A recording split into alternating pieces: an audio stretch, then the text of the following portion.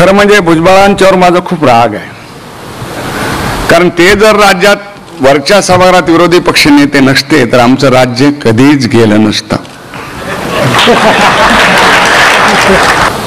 परंतु त्यांचा मी एका गोष्टीबद्दल फार ऋणी आहे, कारण त्यांनी पक्ष बदल केल्यामुळेच मला विरोधी पक्ष नेते पद मिळालं, हे मी कधीच विसरू शकत नाही. केलं तर मला काहीही मिळू शकतं.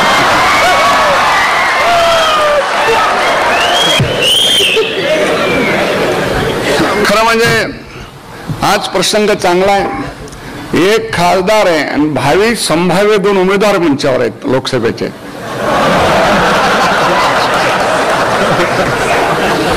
मला आठवतं जवाहरलाल नेहरूंनी एक कामराज योजना आणली होती भुजबळ साहेब, म्हणजे जे मंत्री नको त्यांना दूर करण्याची.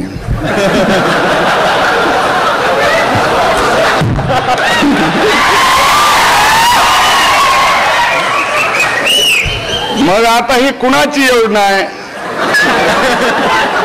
ते मला समजलं नाही.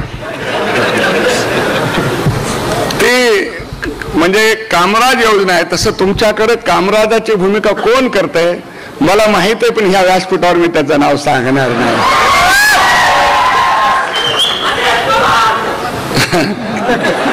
म्हणजे बीड जिल्ह्याची जनता एवढी जागरूक आहे ह्याचाच मला अभिमान आहे.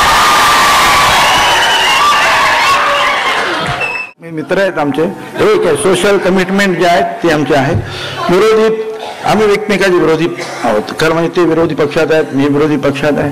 त्यांनी सांगितलं की बाबा भुजबळ की आहे, एकदा भुजबळने फायदा केला, एकदा भुजबळने नुकसान केलं. एकदा भुजबळ शिवसेनेतून बाहेर पडले तर ताबडतोब हे विरोधी पक्ष नेते झाले.